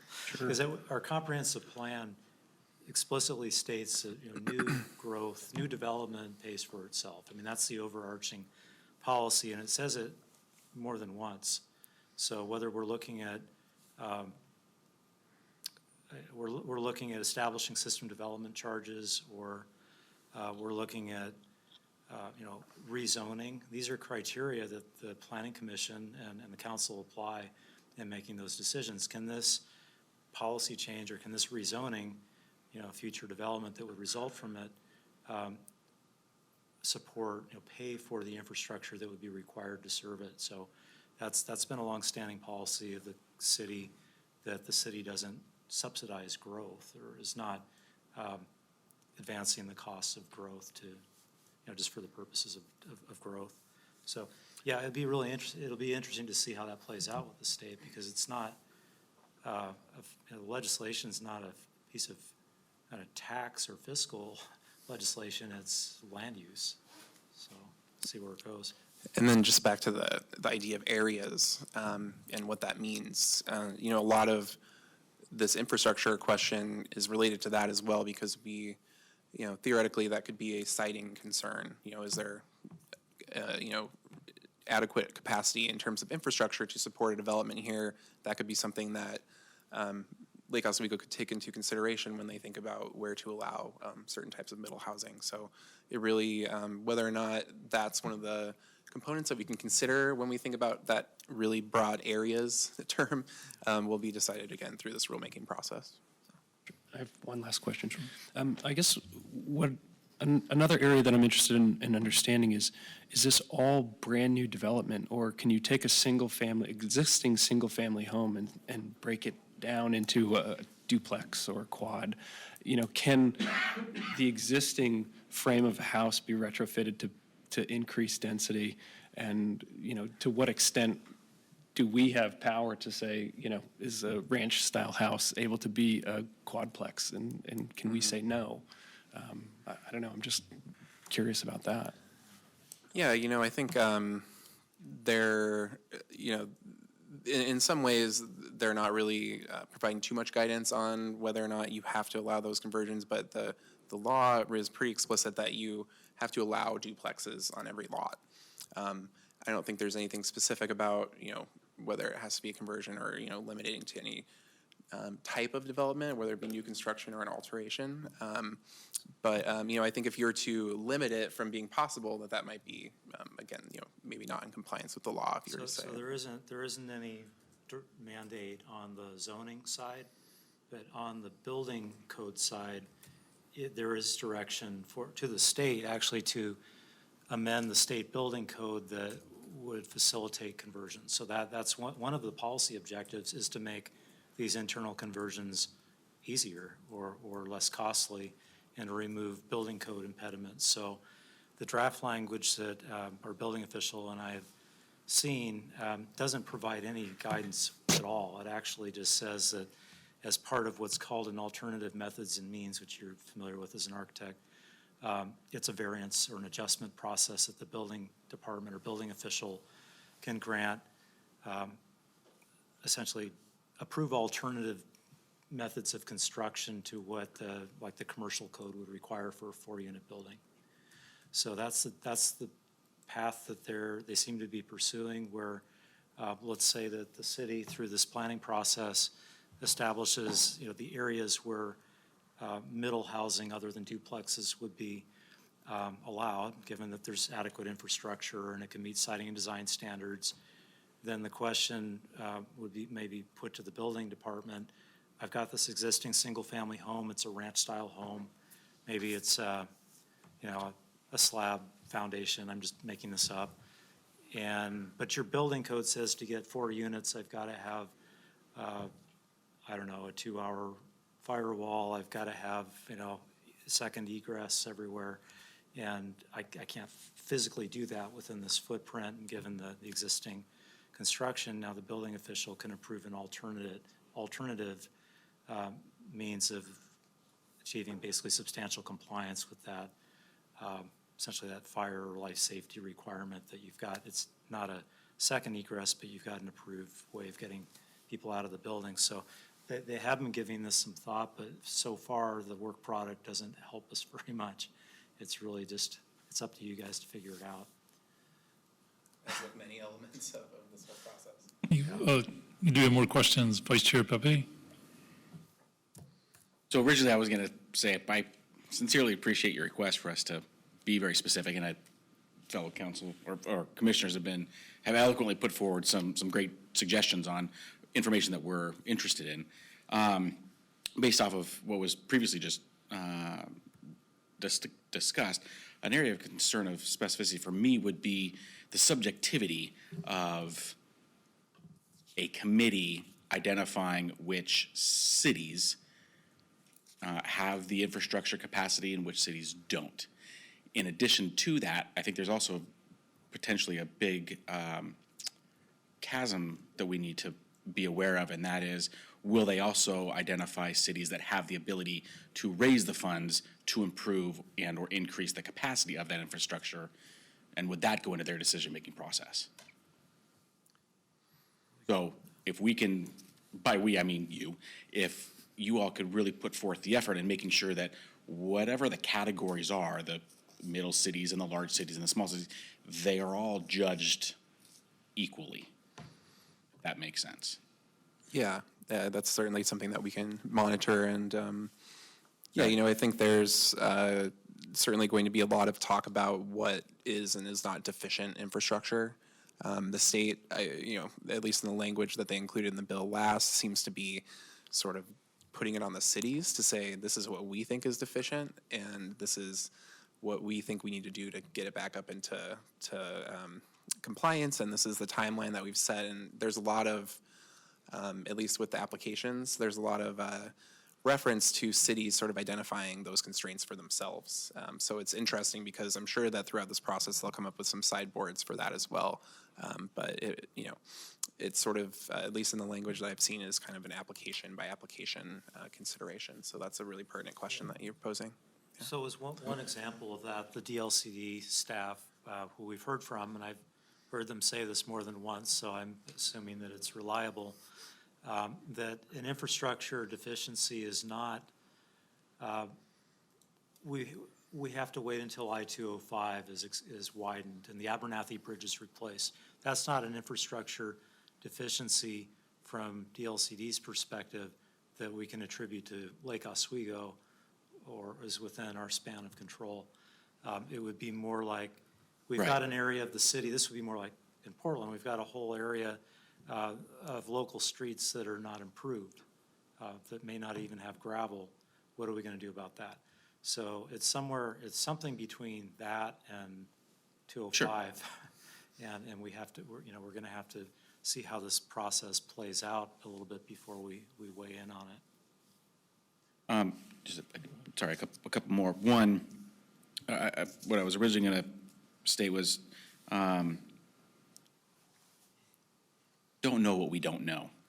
And there's a whole lot of unknown out there. And it's a large comment, what I'm about to make, that falls on your lap, but that is just to not be surprised by information that is further along in the process that's really going to impact the city of Lake Oswego, as well as maybe get caught flat-footed with information that is in conflict with what the city council is wanting to make sure that they're aware of. Yeah, no surprises, that's the golden rule. Yep. We will certainly do our best to predict those surprises. Good luck, Godspeed, thank you. Commissioner Beckett? Yes, the rules that are coming down to us, how do they apply to homeowners associations is a big question. Mountain Park is huge compared to anything else, but then there's the Westlake homeowners, the Bryant Woods Homeowners Association that predates all of them, the Oswego Summit, which is within Mountain Park, Village on the Lake, which was just formed recently in 1985. Not to speak of the Lake Corporation itself, which primarily affects the waterfront of a lot of properties. But what happens if now somebody puts in a duplex on a waterfront property? How does that affect what the Lake Corporation does as far as its requirements? So there's a whole layer of things having to do with homeowners associations that already have rules in place, boards in effect. There's probably a couple of thousand homes at least within Lake Oswego that fit within this category.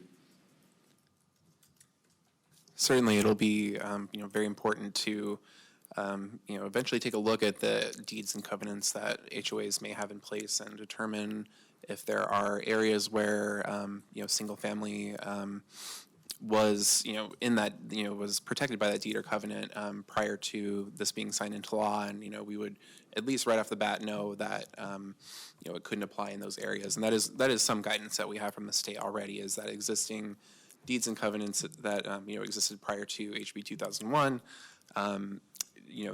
Nothing in HB 2001 precludes them or negates that. Anything after HB 2001, though, it could not. Any new covenants can't prohibit duplexes or anything of that nature. So anyway, it'll be really important as we take stock of where Lake Oswego could support new housing or increase density to look at those areas. Thank you. We don't have any other questions from commissioners. Would you like to conclude? Sure. Thank you, commissioners. Thank you. Thank you. So next on other business, folks may have noticed we have two new commissioners with us tonight, so I'll just give a brief opportunity for the new commissioners to introduce themselves.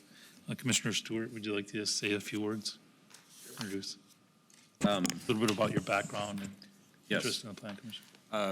I'm Philip Stewart, and I've lived here in the city for well, since 2005, whatever, I guess 15 years. I am an architect by trade. I practice here in the city. And I've got 2 children in the school district. Else? No, thanks. That's excellent. So Good. welcome to the commission. Thank you. Very happy to have you on board. Oh, one other thing real quick. I actually served on the planning commission from 2008 to 2010, so it's not my first rodeo. Excellent. Thank you. Commissioner Somler? This is my first rodeo, so please forgive my rambling questions. I'm Jacob Semler. I've lived in Lake Oswego for 2 years. My wife and I moved here from Southern California. We absolutely love it. We have 2 kids. I'm an architect, and I work for a company downtown, Skylab Architecture. And yeah, this is great. This is great being here. Thank you, and welcome to the commission. Okay, so that concludes other business. Next on the agenda is schedule review. Director Siegel, would you like to give us an update on schedule review?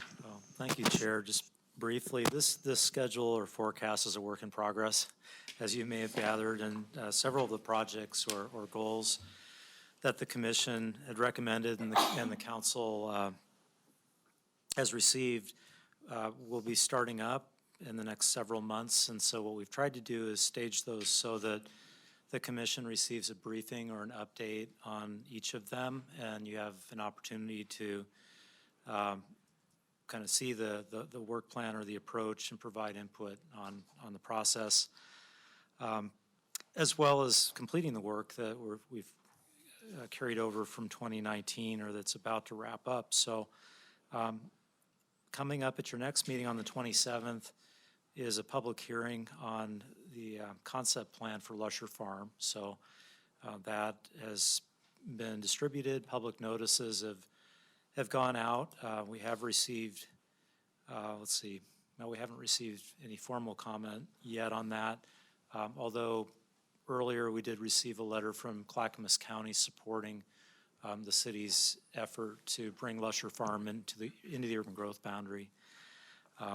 So that hearing is scheduled on the 27th, and I'll also be checking in on the effort to add seasonal outdoor dining enclosures to the code for restaurants. So that's really a kind of a kickoff on the process. So what we're envisioning there, and I just wanted to give you a kind of an update on the process, is that our planning department has already held pre-application conferences with at least 2 downtown restaurant owners who were wanting to do this. And when they got to the point of kind of hearing what the code requirements are for processing that, it was what it amounted to was as if you were doing an addition onto a building. It was a new construction type of application. And so their ask was, is there something less than new development, but something more kind of flexible than what our temporary use code allows? Because temporary use might be like a outdoor kind of sales, like a Saturday market is an example of our temporary use. The farmer's market is considered a temporary use, but that's not really quite what they were thinking. So what we envision as a process on this would be to meet with the restaurant owners and any others in other parts of the city who either may have some outdoor dining areas that they're currently using, would like to have more flexibility or the ability to adapt those and have an extended season, when it's cold, and to work through kind of what they're interested in seeing, and then come back to the Planning Commission with, here's kind of how we understand the scope, perhaps. Now let's talk about the public process for taking that concept out and getting input on it, and coming to some design standards and recommendations that we can put out for a public hearing. So that's the approach, and I just we hadn't really discussed the work plan for that, but I wanted to make you aware of it, and if you have any feedback on it. The next item that will come to you, or actually what will come to you earlier than that, but we do not yet have a scope of work, is the review of the Westlake Grove and Lake Grove Village Center building design standards that the Business Association had requested we review. And so rather than having the city really direct that process, what I think the Planning Commission's recommendation and ultimately the approach that we're going with is to have the Business Association really kind of work through what it is that they think that their members and the commercial property owners in the Lake Grove Village Center and Westlake Grove would want to see the city kind of what is the problem as they see it. Help us define or frame the problem with the building design standards, and then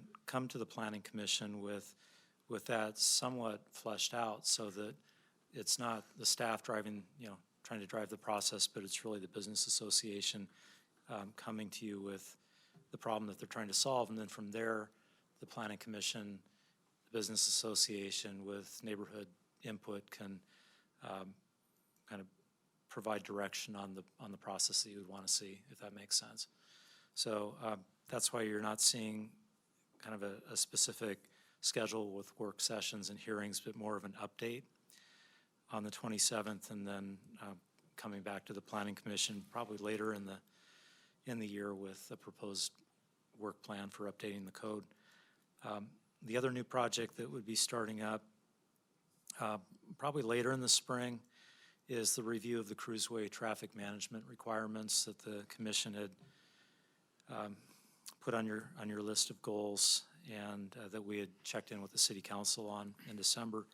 So the process that we're envisioning there is more of a technical review of the code, working with the engineering department, and to look at the existing policy, and also to review the study that was prepared back in 2005 that looked at the feasibility of a traffic management district along Cruiseway, and we would seek outside consultant assistance with that. So it would be a technical review in the spring and probably into the summer before we would return to the Planning Commission with some initial findings. And then from there, you tell us with public input, is there something here that, well, we know there's something here that we need to address, but is it as straightforward as updating the traffic impact study requirements to address the needs in the Cruiseway corridor, or is there something specific to the Cruiseway corridor that needs to happen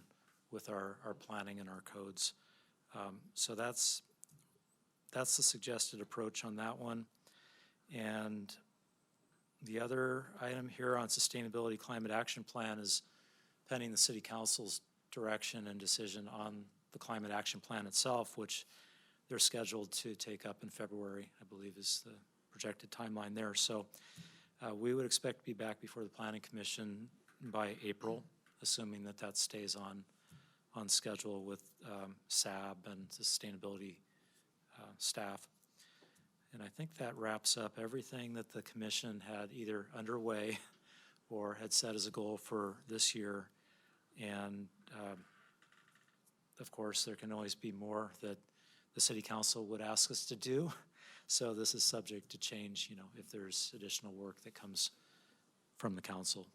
Thank you, Director Siegel. Just one comment is that, I think it's a very full schedule, so my only concern would be, can we really get through it and just be conscious of not overcommitting and overloading? It is, and I'm a little apprehensive about it, trying to put it all together. I think the way that it's planned right now, it's doable, but it's House Bill 2001 is going to Huge. It's going to descend upon us, or at least we're going to have clarity around, what the options are on that in the middle part of this year, and then we've tried to keep this somewhat clear so that we can do that work. Now, the one item that we didn't have a date pinned down, and the commission had asked for a retreat. Now, I don't know if you're still interested in having a retreat, but in looking at this, we're thinking the earliest that we could help make that happen would be March. Yeah, I think So- that's fine, Director Siegel. I mean, I can take the action as chair to get with the rest of the commissioners and just check on the interest of that. And that's what I was thinking too, is we were kind of fully loaded here in kind of the first quarter of the year.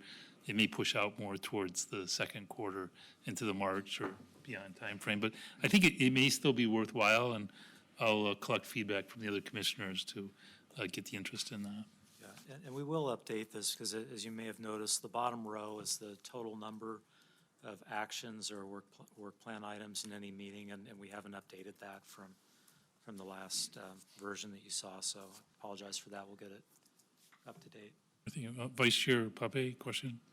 Going back up to the seasonal outdoor dining, and maybe I am way underthinking this action. We're not trying to reinvent the wheel. I'm pretty confident there's other cities out there that allow outdoor seasonal type seating for restaurants, cafes, eating establishments that we're being requested to provide the same for, right? Yeah, and Commissioner Pape, the city already does allow, outdoor seating, and this is, I should have clarified, this would be on private property only. It's not in the street right-of-way. It's not sidewalk cafe seating that we're talking about. Oh, It would okay. be, for example, if you think about some of the restaurants in town that either have a rear yard patio or a patio along the street, but not on the sidewalk. Those are the kinds of spaces that we're looking at, and the request was to allow for, a shelter that would be potentially fully enclosed, but removable. It would be put up, and then it would be taken down at the end of the But this is season. on property that is owned or leased by that establishment. It's not coming out onto sidewalks. That's correct. That's really the intent, and the reason that they're not able, or they are able to do it now as a temporary use, but that's limited to 14 days, I think. And Okay. it's not really conducive to, we'd like to be open in the wintertime, but in the summer when it's nice out, or the spring and into the early fall, this is going to come down because people would prefer to sit outside. Does that make sense? A much clearer picture on thank you, yeah. Thank you. Anything else, Director Siegel, on schedule review? Finish? Thank you, that's it. All right. One final item, I do recognize that we got a blue slip tonight for a citizen comment. I'd like to ask that we defer that to the next meeting. Definitely interested in hearing the citizen comments, but in the interest of time and keeping to our agenda, I'll defer that to the next meeting. So thank you, and meeting adjourned.